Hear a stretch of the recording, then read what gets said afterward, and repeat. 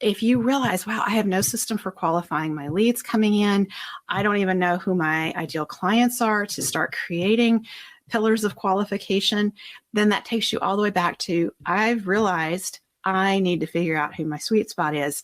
So you can leave that cell blank because now you need to just narrow in on the sweet spot of the business. So just even going through this exercise of starting to identify what your key performance indicators will be around sales is showing you where you need to focus in your business and where you need to spend some time to sort things out. So it's okay on your key performance indicators to have some blank cells while you figure things out, because over time you'll start to fill in those cells.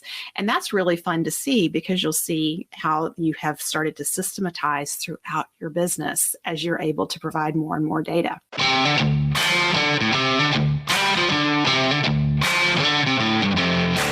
You work hard in your business. On the Profit by Design podcast, we ask the big question.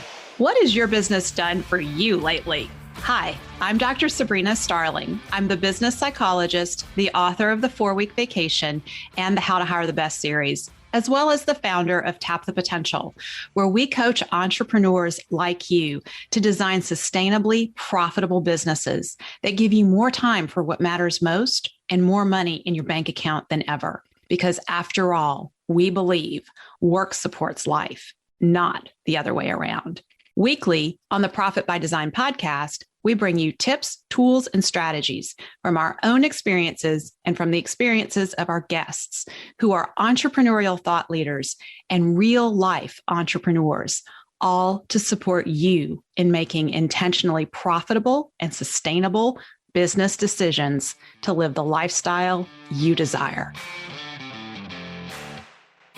Today, I'm coming to you very excited because we are approaching 100,000 downloads here on the Profit by Design podcast. That is a huge milestone as a podcaster. And when I started out podcasting, it's years ago now, I went to a podcast movement, and it's a convention for podcasters. And one of the things that was just drilled into my head over and over as I sat in one presentation after another is the importance and the power of consistency, just showing up every week and making an episode. And I can tell you that over the years, that was my commitment when I started this podcast. Number one, it was going to be useful and valuable. And number two, it was going to drop every week with consistency. And I'm here to tell you, I have maintained that. There have been times I've had to record on a Saturday or at some crazy time, just as I'm heading out of town and we need to make sure there was an episode to go the following week. And in the ideal world, every podcaster will tell you they want to have 4 to 6 or 8 weeks of episodes banked. That hardly ever happens. And I think that's actually served us well. So we're still, even though we're this far in, we're on episode 230 something now, we still don't have that bank. I've had that bank of episodes in the past, but we've not always been able to maintain it. And one of the reasons I think that's okay is because it really means that when I'm coming in here and I'm recording every week, I am bringing you what's relevant, what I've been in conversations this week about with business owners. And that's how I know the content that I'm bringing with you is really going to hit home for you. So yes, I have a goal in the future to have some episodes in the bank, but I'm not there yet. And I'm okay with that because I like bringing you what really matters. So in today's episode, I'm going to bring you a discussion around how to get started with key performance indicators, because this is a question that comes up all the time with our clients in the Better Business, Better Life program. So I know this is going to matter to you. Before I go there, though, I want to ask for your help as we celebrate approaching 100,000 downloads on the Profit by Design podcast. You, our listeners, have been a critical part of helping us reach this big milestone because you continue to listen. And I know many of you have told me that you stumble on the episodes and then you become a serial listener and you go all the way back to episode 1 and you start listening from the beginning. So we really appreciate you for doing that. Also, ever since we started the podcast, we've made one simple request, and that is that if you found value in the episode, share it with a friend. And so many of you have done that, and we so appreciate that here at Tap the Potential. So we want to be a gift from our gifts. We want to thank you And one of our big immutable laws at Tap the Potential is we're a gift from our gifts.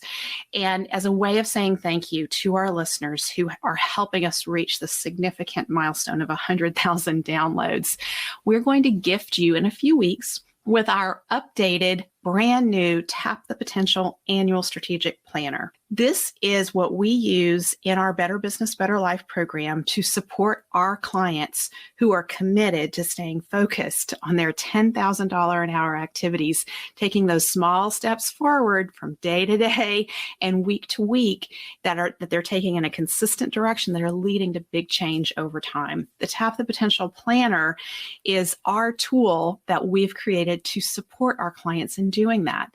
This came about, this is innovation. So, the Tap the Potential solution is all about step 3 is innovation. So when you niche down with your clearly defined sweet spot, the next thing you need to do is innovate. And I'm always telling you all, innovation doesn't have to be hard. This can be incremental. And oftentimes our innovation comes about because of circumstances, challenges that are in front of us. And I'll tell you that in September, we learned that we would no longer be able to offer the pumpkin planner to our clients. The pumpkin planner was no longer going to be able to be produced. That had to do with COVID and printing costs and the actual costs of producing the planner. So we wouldn't be able to provide it to our clients. And I was like, oh my gosh, this is not good, because we have some clients who really use it. And we've put a lot of effort into creating support materials around the planner. And so I went to our team and asked, what do you want to do? We went to clients and we talked to them about the planner and how they use it and what impact it would have if they didn't have one. And then we started thinking about, well, you know what, we might have to design our own. And Melissa Swire on our team was just over the top enthusiastic about that. And so she got into more and more conversations with our clients about what they liked about the pumpkin planner, how it didn't align with everything we did at Tap the Potential. It supported a lot of it, but we needed to tweak it and make it better. And then she got ideas from people who were using other planners, what they liked about those planners. And guess what? She's compiled all of those into our Tap the Potential Annual Strategic Planner. So this is innovation happening right before your eyes, and we're doing it to serve our top clients at Tap the Potential. So we're walking our talk. We're doing the very same thing we tell you to do, and that is to know who your top clients are, find out their needs and wants, and go create something that solves a problem for them. The biggest problem we are solving for you and for our top clients at Tap the Potential is the problem of time to get it all done. And how do you stay focused on your $10,000 an hour activities when you have so many things competing for your attention? That's what we're solving here with our Tap the Potential Annual Strategic Planner. And we weren't done innovating, because we rolled it out. We shared it with our clients at the beginning of the year. And then we asked them to use it. We said, don't print out the entire planner. This is a PDF download. We said, don't print out the entire planner. Print out the first month. Please use it for a month and then tell us all the things, all your experiences using it. What do you not like about it? What do you wish it had in there that is not in there? And how could we make this better? So Melissa is gathering all of that feedback, and she's going to update our new planner with all of that good feedback in there after our clients using the planner for a month. And that's what we're going to share with you here, our listeners, on the Profit by Design podcast. We're going to bring you that gift because we so appreciate you and how you've shown up and really supported the podcast over the years. So in the coming weeks, I will be announcing the link for you to download the Tap the Potential Annual Strategic Planner. And in the meantime, help us get our downloads. Share the episodes with a friend. If you really find value in a particular episode, please share it in your social media. Subscribe. If you haven't subscribed, that helps boost our downloads, because you'll get a notification and you'll know when the next episode is. The other thing you can do is leave a review on whatever platform you're listening to us on, because the reviews help us get discovered by others. And in recent weeks and months, we have had people tell us they found us through Google searching for business podcasts. And that means your reviews are helping us get more visibility and show up in those searches. So thank you so much if you've left us a review. And if you haven't reviewed the episode or the podcast, please take a few minutes and leave us a review. It means a lot. I thoroughly enjoy getting to bring you these episodes from week to week. And at Tap the Potential, we put significant effort into the delivery of the Profit by Design podcast. If you're not a podcaster, you'll probably have no understanding of everything that goes on in the background to produce a podcast, but it involves multiple team members. We have a separate production team that we've contracted with ever since the beginning of the podcast. And there's just lots of things going on behind the scenes. It's not like I just show up and speak for 20 to 50 minutes every week. There's a lot behind it. So we do that. We know it. We're adding value for you, and we appreciate you for listening. We appreciate you for sharing this and helping us to reach more entrepreneurs. So in a few weeks, our gift to you is going to be the Tap the Potential Annual Strategic Planner. So stay tuned for that. So with that, let's really dig in now and talk about how to get started with key performance indicators, KPIs. When I was a business owner and I'd been in business for about 5 years, I told my coach that I really feel like I don't have any way beyond just looking at my profit and loss statement of knowing what's going on in the business and tracking things. And I said, I hear that business owners have like dashboards, and I want a dashboard because it sounds really sexy and cool. Like I could just put this thing up on my screen and I could know how the business is doing. And he said, okay, I'm going to share some things with you and I'll show you a few things. And he shared a spreadsheet with me and he had me start just tracking my gross profit margin and net profit and what cost of goods sold, marketing percentage off of revenue and things like that. And I thought, okay, this is really helpful. And then I went to him and I just gathered the data for the last few months and I put that all in there.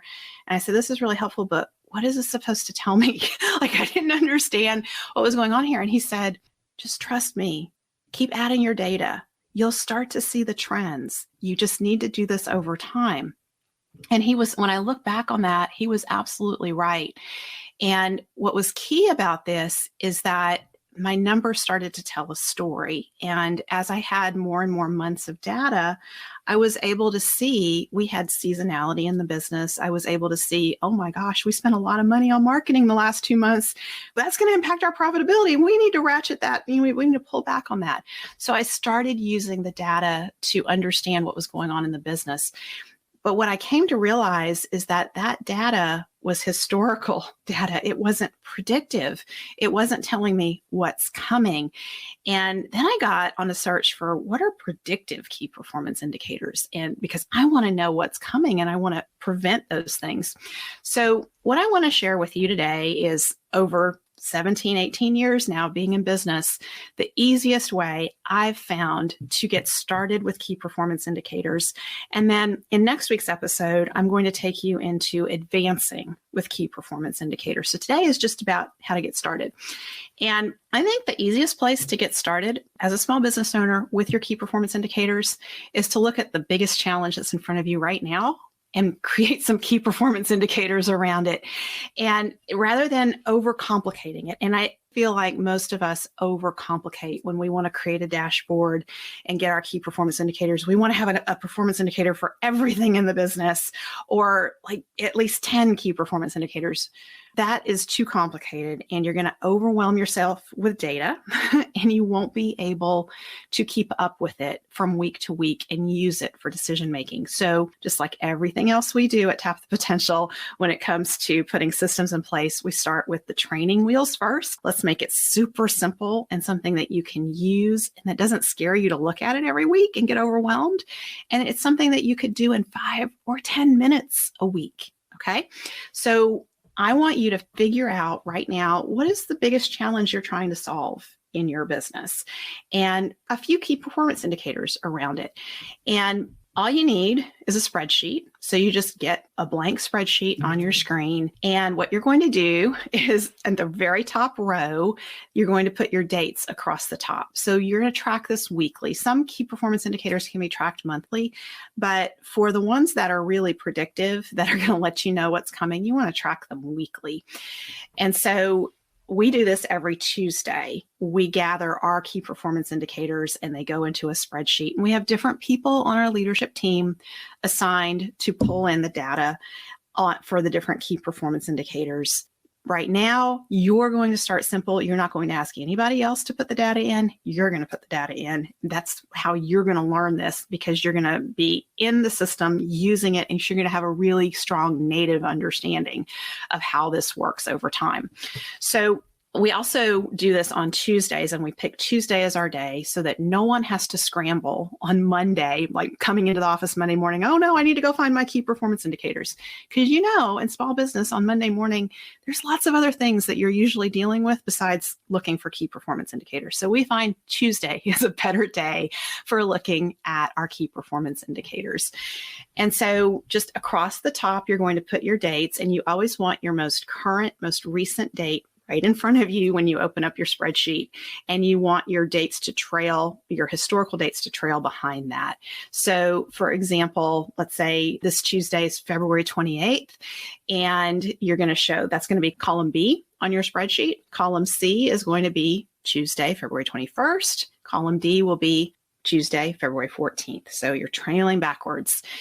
That's going to allow you to see your data over time with the most current data right there in front of you as soon as you open the spreadsheet. Okay. And then column A is going to be your list of key performance indicators. And you don't have to have a lot of them. Let's just start really small and keep it simple. And like I said, pick the most current challenge that you have in front of you. So let's say your challenge is lack of sales. You don't have as many sales coming in as you would like, and you can't figure out what's happened. You just know that you have this, you can tell the revenue has dropped, something's changing, and you can't quite pinpoint what's causing the problem with sales. So what data would help you figure that out? Well, number one, maybe you want to track the number of qualified leads coming in. So that's one of your key performance indicators that you put in. And then the number of consultations that you have. And below that, you would put the number closed, and then you could track your conversion ratio. So you could look at how many consultations were had, how many of those closed, and then that will allow you to calculate automatically. Your spreadsheet can do it for you with a formula, how many sales you closed. And if you just track that over time, you'll start to see things. And even just going through the exercise of saying, well, if my sales are not where I want them to be, what data do I need to know what's going on? You may have this realization that you have no system for tracking how leads come in. So leave that cell blank. Just put number of qualified leads coming in the column A. And then if you don't have the data for that week, leave it blank, because you know what? You got to go figure out how you're going to start tracking that. That's the next thing that you need to do, is develop a system so that it's easy to track the qualified leads coming in. Or maybe you realize you have no system for qualifying leads. And then you realize, okay, I don't know how to qualify my leads because I don't really know what makes a qualified lead for us. This is why we use the Tap the Potential solution, because step 2 is to niche down with your clearly defined sweet spot. When you have that clearly defined sweet spot, you know what makes a qualified lead. So at Tap the Potential, one of our criteria for qualifying a lead is, are they someone who has invested in coaching and training and development previously? Do they typically go through these kinds of programs? So are they a learner? Are they somebody who wants to learn and grow? So that's one of our pillars of qualification. We have 6 pillars of qualification. We are able to do that because we know who benefits most from our services and who is giving us the highest ratings and who keeps purchasing from us at Tap the Potential. And so if you realize, wow, I have no system for qualifying my leads coming in, I don't even know who my ideal clients are to start creating pillars of qualification, then that takes you all the way back to, I've realized I need to figure out who my sweet spot is. So you can leave that cell blank because now you need to just narrow in on the sweet spot of the business. So just even going through this exercise of starting to identify what your key performance indicators will be around sales is showing you where you need to focus in your business and where you need to spend some time to sort things out. So it's okay on your key performance indicators to have some blank cells while you figure things out, because over time you'll start to fill in those cells. And that's really fun to see, because you'll see how you have started to systematize throughout your business as you're able to provide more and more data. And maybe you realize you have no system for tracking closed sales. So you need to get in there and create a system for doing that. Whatever awareness comes from this is valuable. It's your $10,000 an hour aha moment.